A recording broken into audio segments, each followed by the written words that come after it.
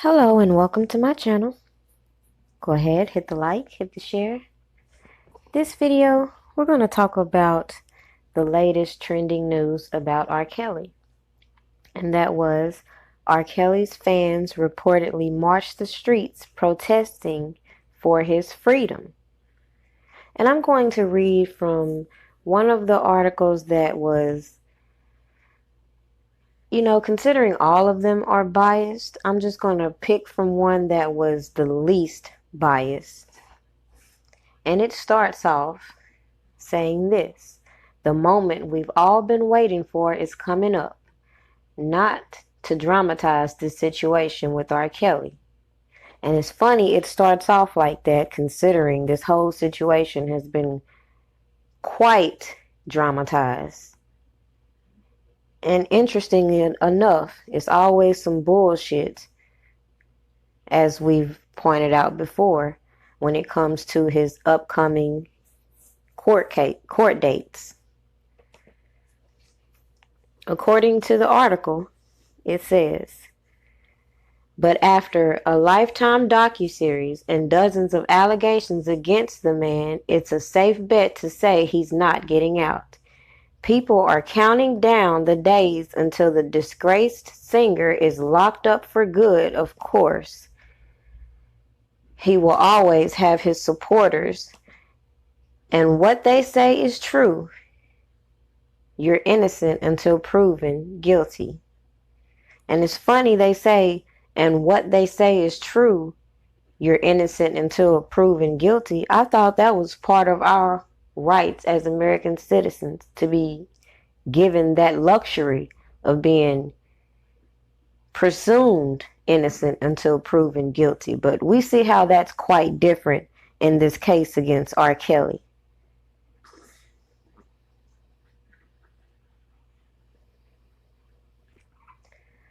According to the article, after several sex tapes involving Kelly and underage girls were discovered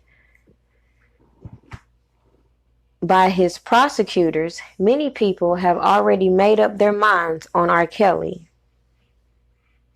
This morning, he was moved to the general population in prison as he awaits his trial. He'll find out how long he's due to remain behind bars. It goes on to say, things have not been looking good for R. Kelly for a long time now. Though the allegations of child molestation and grooming have gone on for decades, law officials are making it clear that they're aiming to put R. Kelly behind bars once and for all, by any means necessary. And while a large majority of people are hoping the outcome leads to the embattled singer spending his remaining days in prison, it seems like there's still a strong vocal minority fighting for his freedom. Footage emerged earlier today of alleged Free R. Kelly protests happening in Chicago. Men and women gathered through the streets demanding justice for the singer, as well as his freedom.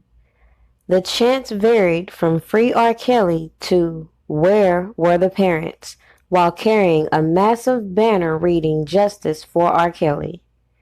The protest arrives days after Kelly's lawyer filed another motion to the judge complaining about the possibility of his case being pushed back. The trial date is set to October 20th, 2020. But due to COVID, there's a chance it might be delayed even further. They cite primarily that pandemic and its related difficulties, including the need to quarantine witnesses and the difficulties associated with the trial of this magnitude in the current environment, his lawyer stated per the blast. That is not Mr. Kelly's fault, and that should not be Mr. Kelly's problem. And Mr. Kelly should not be the one who has to suffer remaining in archaic jail conditions that are medieval so that the government can more conveniently prosecute its case. Check out footage from the protest at the Shade Room.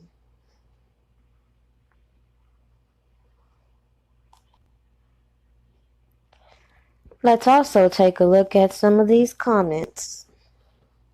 Someone posts, laughing my ass off. Not where were the parents?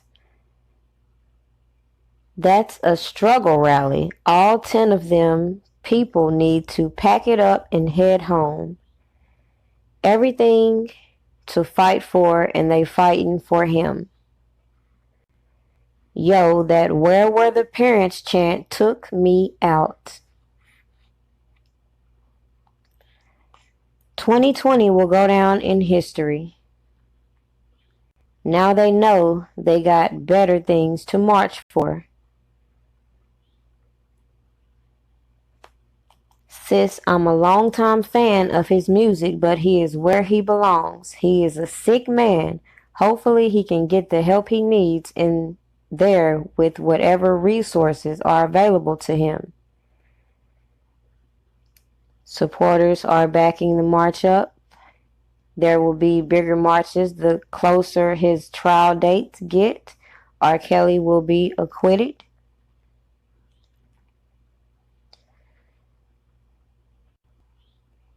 And just, you can of course imagine there's few and far between any good comments. And the only good comments you will find will be from those known supporters of R. Kelly's.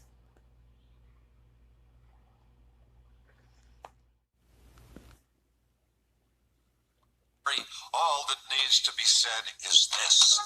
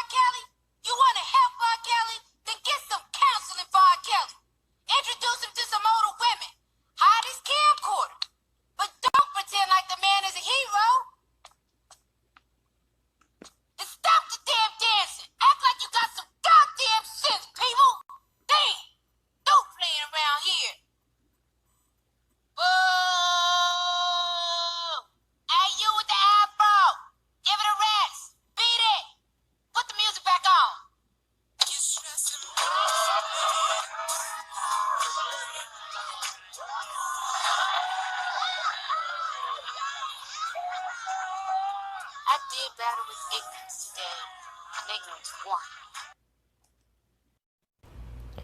As I continued to read comments and see postings, I began to feel like I was in the Twilight Zone yet again.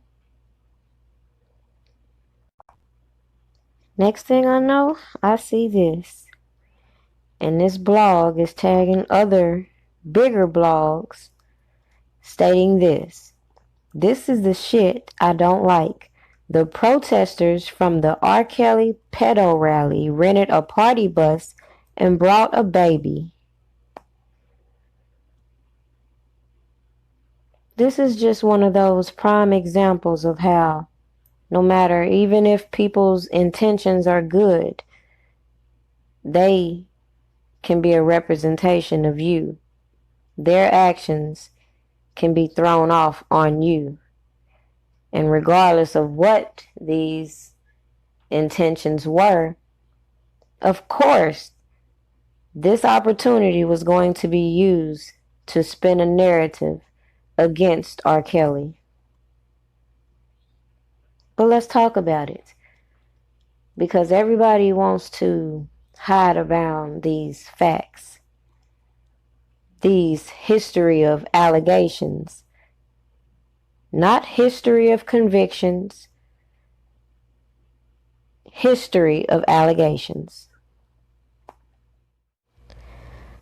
Now, according to someone who was at the protest, he explains it to me like this.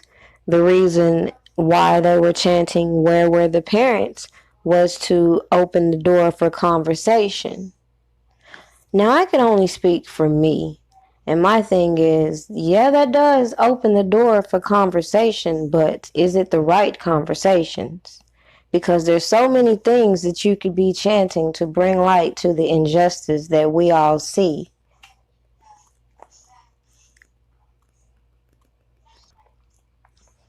Any rational person can respond, well, what if the parents were strung out on drugs or at work or whatever the case may be? What does that have to do with your message? And of course, these fake accusers and witnesses are always going to be somewhere ready to comment on the bullshit. So, I can only speak for me by saying this. I could give you so many reasons as to why we protest and feel like there needs to be more awareness around this case against R. Kelly. And those reasons can go as follows. If you took the second to research this history of abuse that these agitators like to talk about, you would begin to realize some interesting facts. Like, for example, to start it off, you can tell that this is a clear case of extortion. And if you look at the beginning, which would be Aaliyah, and look at the circumstances surrounding this alleged marriage, you will begin to question the very existence of this alleged marriage. If this alleged marriage took place, why was it necessary to produce false documents? And even more so, why is it acceptable to have the person who claims responsibility in allegedly bribing the people to get this action done? Why isn't this person being charged? Why is this person being given the platform to tell you about this illegal action? Anybody with eyes can see the clear deception and see the difference between this alleged certificate of marriage and a real marriage certificate. With that being said, from the beginning, this alleged marriage has been used as the clutch to always go with the narrative that R. Kelly likes underage, despite the fact that just as quick as you can say, why is this little girl singing about age ain't nothing but a number, why was she at 16 singing about if your girl only knew, and go down her whole playlist then? Go down any teenage pop star at that time's playlist and just think about the things that they were insinuating in the things they sung about. Yet, does that confirm that something funny was going on between that artist and whoever they were working with? What are the odds that the person sitting here telling y'all about this story of getting an underage girl married illegally is also manager to another alleged victim who comes out and who was more than likely possibly in a relationship with him, considering she's come out talking about this baby that wasn't R. Kelly's?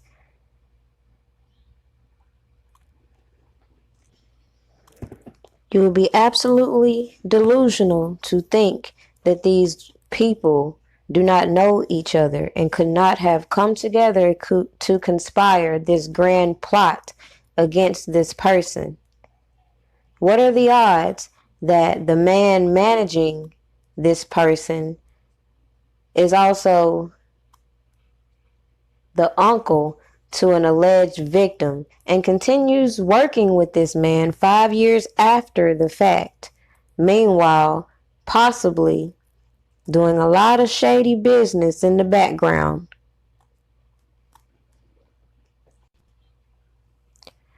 What are the odds that a friend of a friend couldn't get mad because their career didn't go as they expected? So they, just like others, went along with this plan to get money out of this celebrity. Considering the fact that this said person was a key witness in this case against R. Kelly in 2002 and was very all over the place with her testimony, it's safe to say that she's not going to be a credible witness in this case. Stop it. Y'all quit playing. Quit playing. I didn't do this stuff. This is not me. I'm fighting for my life. Y'all killing me with this. I gave y'all 30 years of my career. Robert. 30 years of my career. Y'all trying to kill me. You killing me, man. This is not about music. I'm trying to have a relationship with my kids, and I can't do it. Y'all just don't want to believe the truth. You don't want to believe it. At this point, we briefly paused the interview to give Kelly a moment. His publicist helped calm him down. I hope this camera keep going. No, we're going to let the camera keep rolling. Okay, This is not, doesn't even make sense. Why would I hold all these women? Their mothers and fathers told me, we're going to destroy your career. But Kelly's emotions remained raw. It's real girls out there missing. It's real young girls out there being abducted, being raped, okay? They really are on chains. They really do have chains on their wrists, and they can't get out. Robert, and they're ending up buried in deep. Robert, we have to have a conversation. This is Really, not I don't want you just ranting at the camera. I came here for them to hear me talk. But I need help. What kind of help? This is the kind of help I need. Yes, what kind of help? I need somebody to help me not have a big heart, because my heart is so big. People betray me, and I keep forgiving them. You sound like you're playing the victim here. You sound like R. Kelly, you do. When I listen to you, it does sound like you're playing the victim I'm just telling the truth. And the reason I'm emotional, But Robert, and I apologize for that, No, is no, because no, this is the first time I was able to say speak. something. I've said nothing.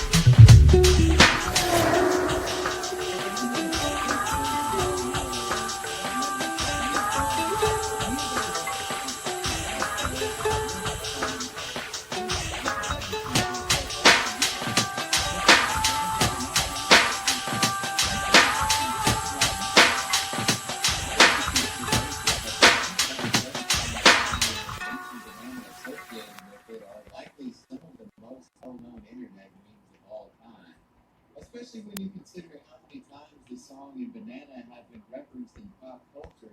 I'd say there are a few out there that could top it in terms of recognizability.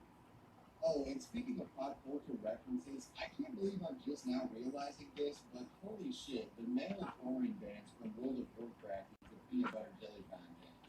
I'm just now figuring this out. In conclusion, while what happened to the vocalist was indeed tragic, I think a lesser talked about.